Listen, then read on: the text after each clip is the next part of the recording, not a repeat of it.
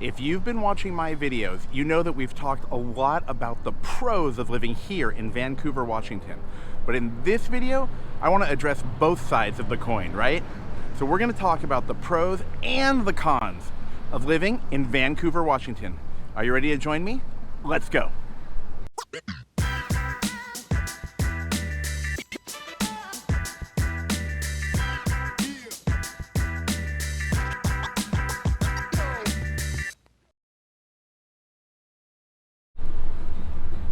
Hey everybody, it's your host here, Dave Baker, with the Living in Vancouver, Washington team. Of course, if it's your first time on the channel, make sure you tap that little subscribe button and of course click that little bell so you can learn everything about what it is like to live here in Vancouver, Washington. If you know the area, you know I'm coming to you live right now from what some people could consider the heart of the city. Right behind me, you have the Waterfront District, and on this side, you have the Esther Short Park. Now, if you're thinking about moving out here to Vancouver, Washington, and you're watching my videos, you already know what you have to do. You've got to send me an email, you can send me a text message, give me a call 24/7, all right? Because we are here to help you with your move to Vancouver, Washington. It's a really cool city, and I have to tell you that I love it. And that is why you know we have a passion for helping people move out here to Vancouver. So in this video, I want to dive in and talk to you about both sides of the coin, right? You often see videos with people talking about the pros of living in a city, but in this video, I want to talk to you about both the pros and the cons of living here in Vancouver, Washington. So let's do our dive and start making our pros and cons list as we go through Vancouver together. Hopefully you'll be able to enjoy some of the scenery here with me and soak in some of the downtown area, the park, and the other neighborhoods we're going to go through today. So right now, of course, in case you're wondering, we are starting in Esther Short Park, and it looks like some other people are enjoying the day here. You can see there's a wedding or some photos going on behind me. It's pretty cool. But let's dive into the cons first. I want to talk about that first because whenever you're shopping for something, right, you often read the reviews, and you might think to yourself, do I read the 5-star reviews or do I read the 1-star reviews, right? And a lot of people that I know close to me say, well, I jump right to the 1-star reviews. And what they're looking for are the cons. And if you're shopping right now, in terms of deciding where you're gonna live, then you've got to understand the cons and understand the negatives as well as the positives. So let's talk about number one. The weather. Okay, just to give you a little sneak preview, this might be on both the pros and the cons list. But if you're watching this video, you can see right now the sky is gray, okay? This is the Pacific Northwest, so therefore this should not be a surprise, right? The Pacific Northwest is known for having gray skies, particularly in the winter. Of course, this is not a secret, this is well known. And I've talked about this in a lot of my videos, but I wanted to make this video today when it actually is gray outside so that you can see what it looks like. Let's take a quick peek at the sky.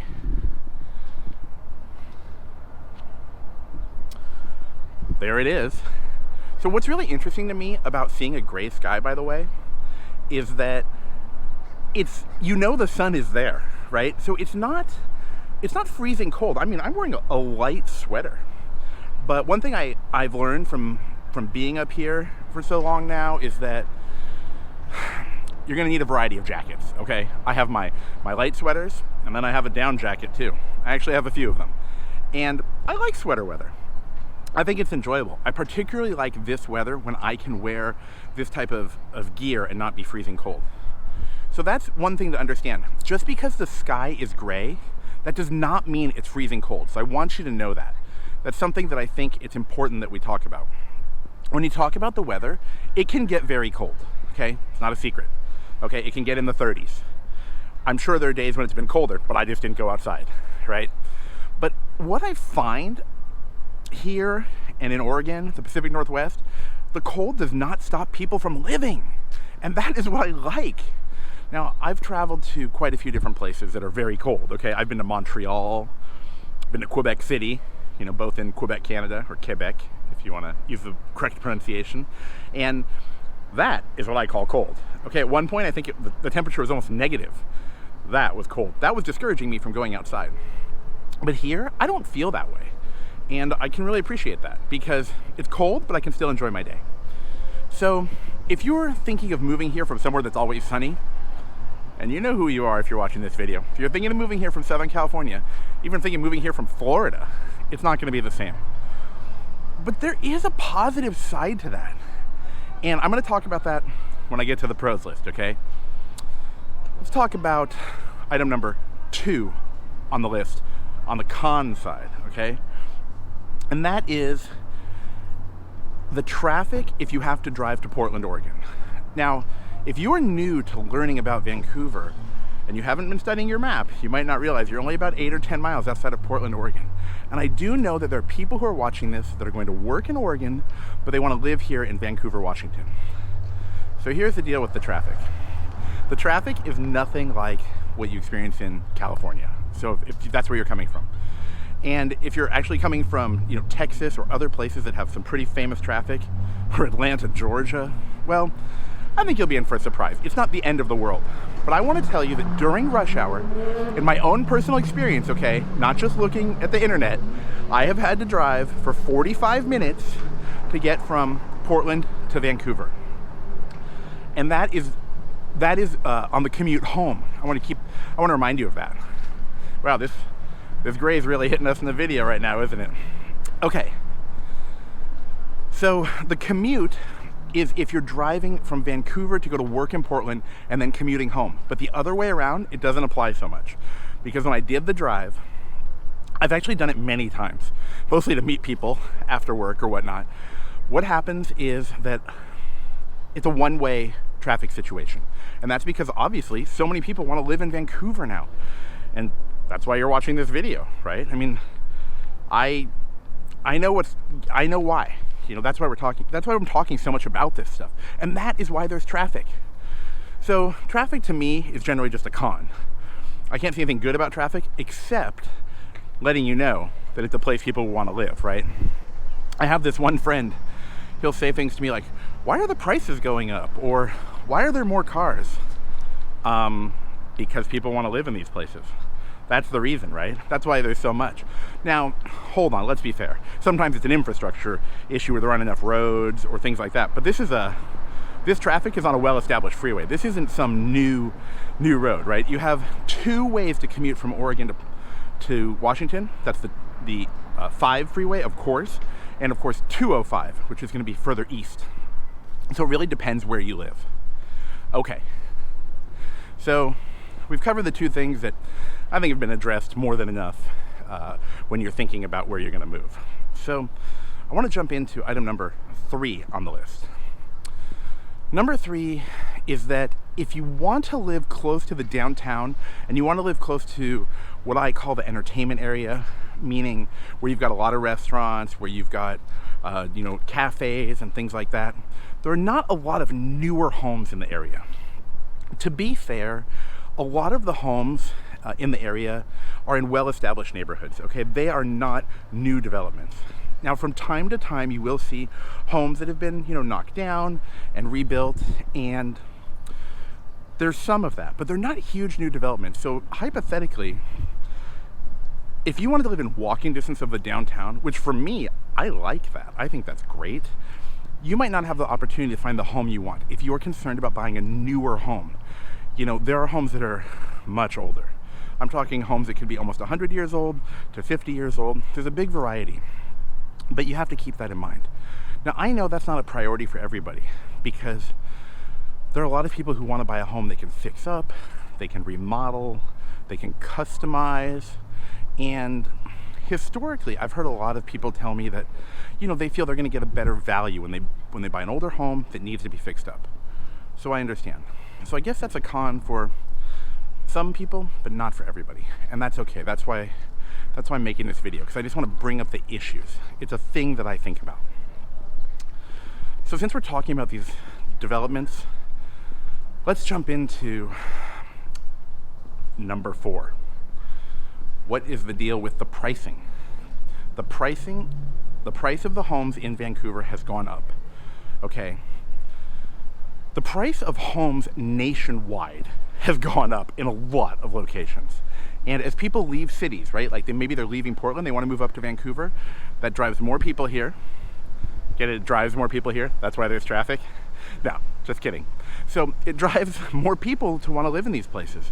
So homes here, I'm not going to say that it's a steal anymore. You know, there was a time when I thought of Vancouver as the cheaper option for a place to live in Portland metro area, right, in the Pacific Northwest in general. But today, I don't think of Vancouver as a place that has very low-cost homes. You do have opportunities for a wide variety of homes, okay? You can buy homes in the $400,000 range. You can go over $1 million. But $1 million doesn't buy you necessarily a brand new home. It can, depending on the location. Remember, the location is a big deal when talking about the price of a home. So if you're looking at that and you're looking at pricing, look at the location. So when you reach out to us, you want to give us a ballpark. Tell us like what you're looking for in terms of pricing. It's a factor for everybody. Of course, we don't all have unlimited money, right? So you want to reference your price range, so to speak.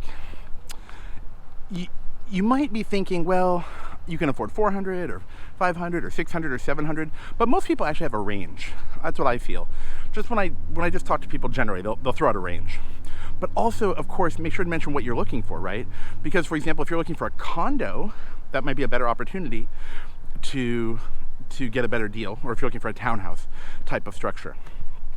So that's number 4, is the price of housing. Prices have gone up. And as of the time of this video, that's where we're at. You know, prices aren't so low anymore. Okay, so we've covered 4 things that I consider on the con column in our pros and cons list we're talking about here. Overall, I think that traffic and weather are things you're going to have to deal with in a lot of places you might move to, especially places that are becoming more and more popular, right? So, well, not the weather portion, the traffic portion. And the weather, well, listen, I originally lived in Southern California, so I understand good weather. And I didn't understand what people were talking about when they moved to places like Minnesota or Wisconsin, or I had friends from Wisconsin. They'd tell me, oh, it snows so much that your nose starts to have a weird feeling and cracking. And I didn't understand all that stuff. But when I left California, I think my quality of life skyrocketed, okay? And I've been to a few different places, and I'm fortunate where I can go to these different places and experience them and live there, or just spend a lot of time there.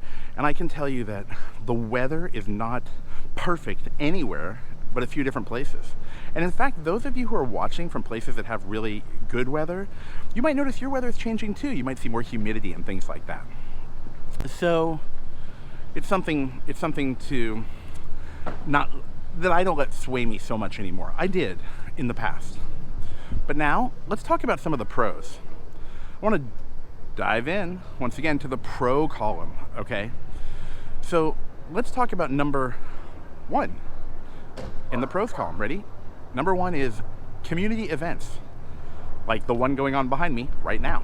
Let's take a peek.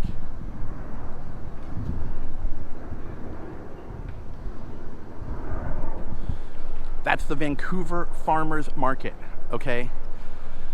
I've been to a lot of farmers markets. I think it's cool to support small businesses, local businesses, you know, natural products and things like that. And this one just shows me how much people are interested in participating in stuff like this. So right now, I can't show you the whole farmers market because I'm making a video, but I have to tell you, there's gotta be 50 or more booths here, maybe 75, and I think that's really great. That just shows the interest. Take a peek again.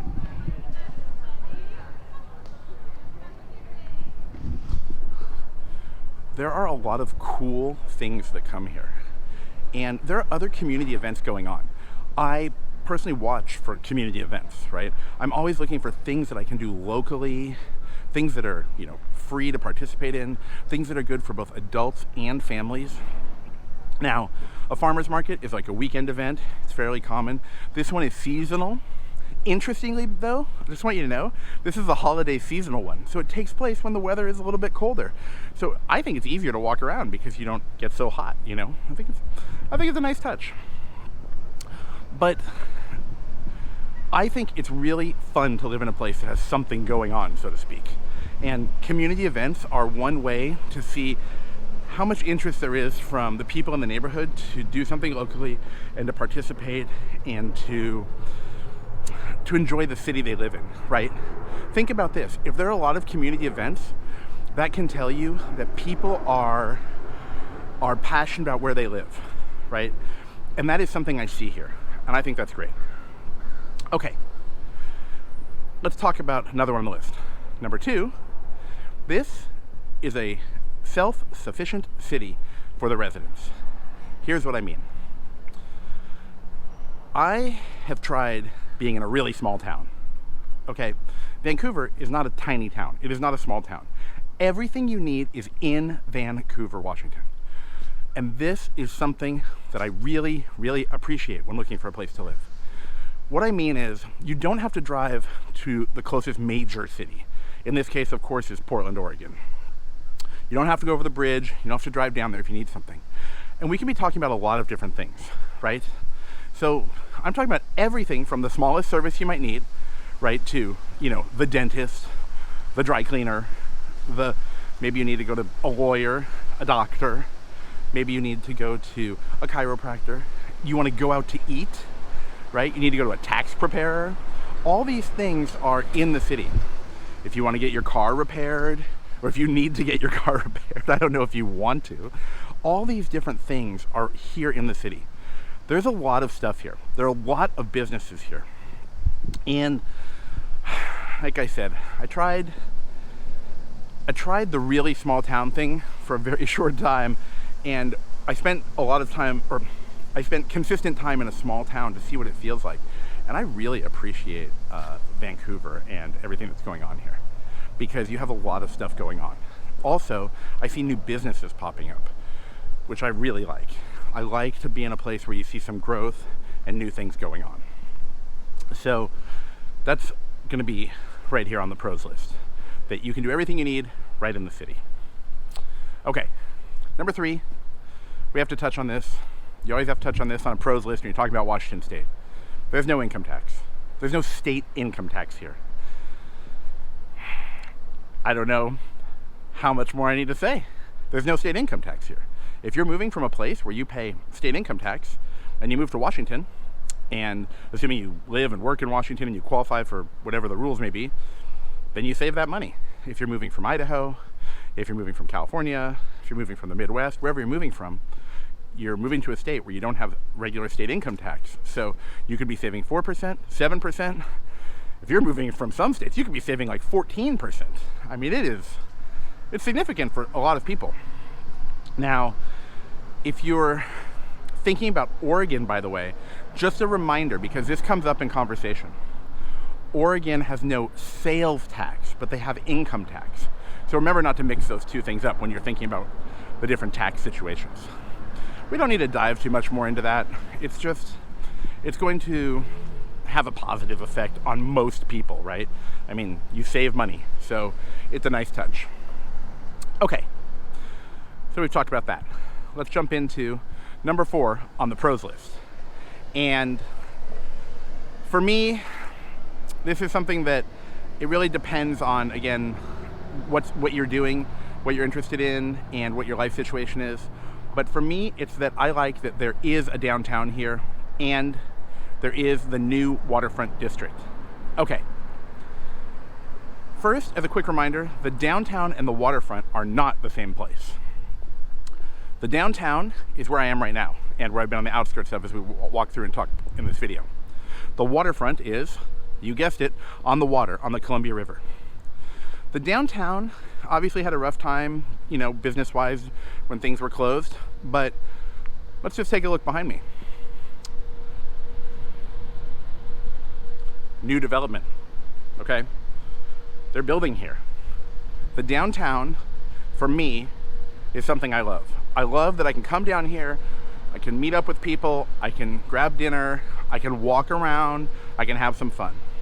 Now, it's not just an adult downtown, okay? There are things for younger people to do as well, meaning if you have kids and you want to bring your kids down here, there's stuff to do. First of all, you can always just walk around. I like to go for a walk, okay?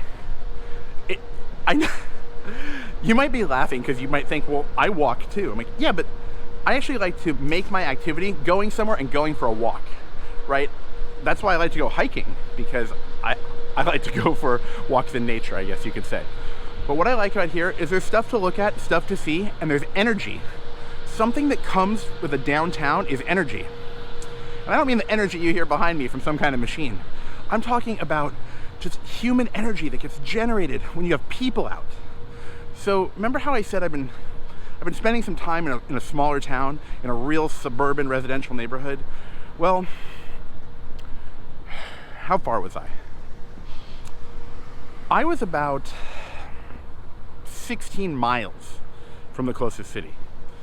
And I have to tell you, if I wanted to go for a walk or just enjoy the city or go out where there are people and there's some energy, I like Vancouver because if you live in Vancouver, you're generally closer to the downtown than you would be if you lived in a much smaller suburb.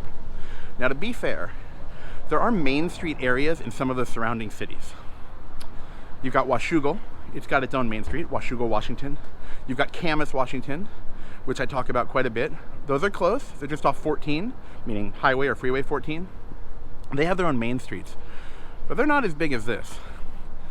In fact, just today, I came down, I went to a little coffee shop, got a pastry, got a cool kind of coffee or a drink that I couldn't make at home. The person I was with got a really unique coffee. And you know what? We sat out, we enjoyed it, and then we went for a walk. And I think that experience for me is really fun. Now, that's not something everyone prioritizes, but again, it depends on your stage of life, right? So for example, if you have kids, that's something you can do too. You can come down to this area, and then you can sit, have breakfast, and then you can, go to the park, or you can go to one of the many parks. So it's something that I really appreciate. When I was spending a lot of time in a place where there's like nothing going on, it wasn't as enjoyable for me. And I can see that, again, just depends where you are in life. But even if you have kids, I think it's more fun that you have the opportunity to come somewhere if you want to, right? So at least you have the downtown and you have the waterfront. The waterfront's really pretty, and the waterfront has a really nice park down there that I think makes the neighborhood just spectacular down there. They're really putting a lot of work into that waterfront. I want to give them credit. It looks really nice. It's highly upgraded, it's newly developed, and that's just outside the downtown. You could walk there in 10 minutes or you can drive in just a few moments. So let's talk about the outdoors for a second. We have to jump into number 5 on the pros list, and that is the great outdoors, okay? So here in Vancouver, there is a lot of very close outdoor activity. And what I mean by that is if you enjoy the outdoors, the Pacific Northwest, to me, is awesome. I never cared about the outdoors before. I was not the guy you would hear talk about hiking or bouldering or, like some of my friends like rock climbing. You still don't hear me talking about rock climbing. I'm not at that level yet. But you never heard me talk about that before, okay? Today, I think where you live is so important and it's so crucial that you have something fun to do nearby, right? Because we can't travel as much right now. So if you like the outdoors at all, or you like a scenic, natural environment, this place is great. First of all, as you know, it's the evergreen state. So what does that mean? That means there are evergreen trees everywhere, right? And there are so many beautiful trees here. There are so many places to go hiking and biking and to do off-road type of activities. And here's the deal. Let me tell you why I love it. for lack of a better term, it's really well done and made very easy for you as a local to go and enjoy them. When I lived in California, for example, if I wanted to go to a park and walk around, and I don't mean a little park, I mean like a state park or something like that, it's a big deal, right? A lot of traffic, you have to pay for parking. It's not easy, it's not made easy. But here, when I go out with people and we want to go to like a little trailhead or something like that, or we want to go to walk around a lake, it's so easy. There's so many entrances, it's convenient, and it feels clean and nice. I think that in the Pacific Northwest, they've put a lot of work into making it easy to enjoy the outdoors. And I think that's why so many people did that. I'm sorry, that's why so many people do that. That's why they go outside. Here's what's interesting to me. When I first came here, okay, I went down to Portland, went to Portland, Oregon, and people said, oh, do you want to go to Portland or the Pacific Northwest just so you can like get outside or when you're talking about Vancouver, you just want to be outside and enjoy the outdoors and do all this outdoor stuff like kayaking and going on rivers or jet skiing on the Columbia or the Willamette River. And I was like, no, I want to live in a city, right? I want to have there to be a downtown. I want to enjoy all that stuff. Well, guess what? You spend some time here, it just soaks in, and all of a sudden, you want to get outdoors. It happened to me, a guy who liked to, sit at home and be indoors in a temperature-controlled environment. Now, I've got hiking gear, I've got boots, I've got all kinds of stuff. I don't know what happened. Okay, I could talk about that for a long time. In fact, thanks. There's a little shout out to the person in the comments who said, not of this video, but of another video, hey, post some of your hiking stuff. I think I'm gonna try to make a video. I'm gonna try. Let me talk about one more item that I want to address that I think is really cool about living here.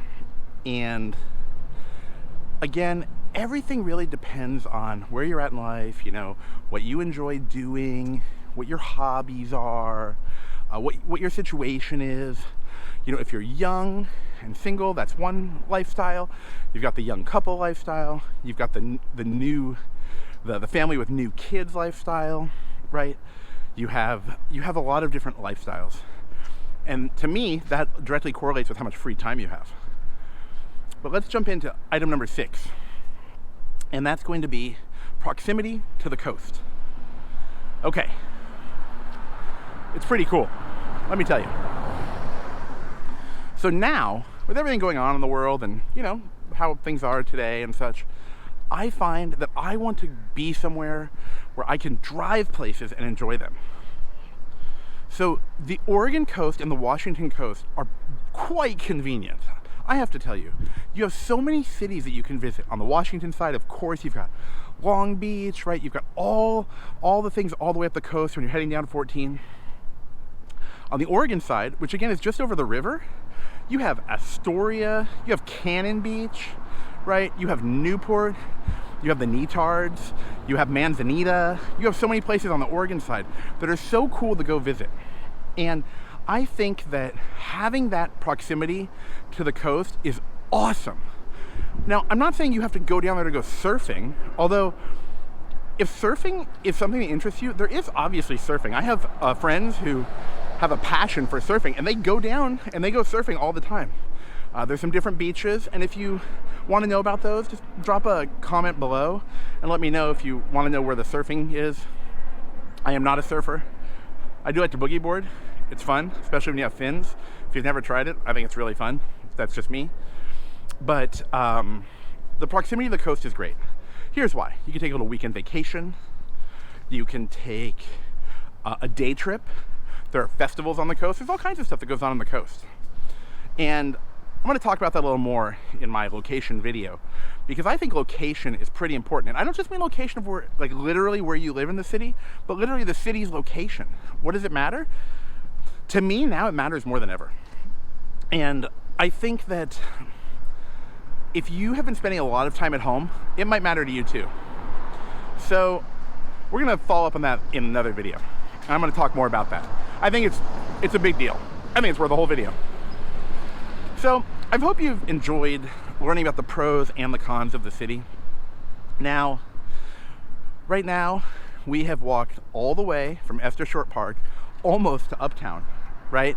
I've gone through some of the older part of downtown. I didn't take you on the main street, but you can watch my full downtown vlog tour. And it was a sunny day that day, so you'll get to soak more of it in. Now, remember, if you're thinking about moving out here to Vancouver, or if you're looking at Portland, Oregon, or you're looking at anywhere in the surrounding areas, right? Camas, Washougal, Battleground, Washington, Ridgefield, Washington, you got to reach out. Okay, get in touch with me. I love talking to people about this stuff. I love talking to people about my passion for, you know, where I live, where I do things, and I really can't wait to hear from you. Seriously, when someone reaches out to me, I love it. So send me an email, send me a text message, give me a call, 24/7. Seriously. If you'd like, I have a link below in the description box where you can get on the calendar and schedule a call at the perfect time for you. You can do a video call, do a phone call. We've got lots of options, all right? All right, everybody. Make sure that you have subscribed to the channel and you got to click the bell. I can't wait to read your comments on this new video, and I will talk to you soon. Take care, everyone.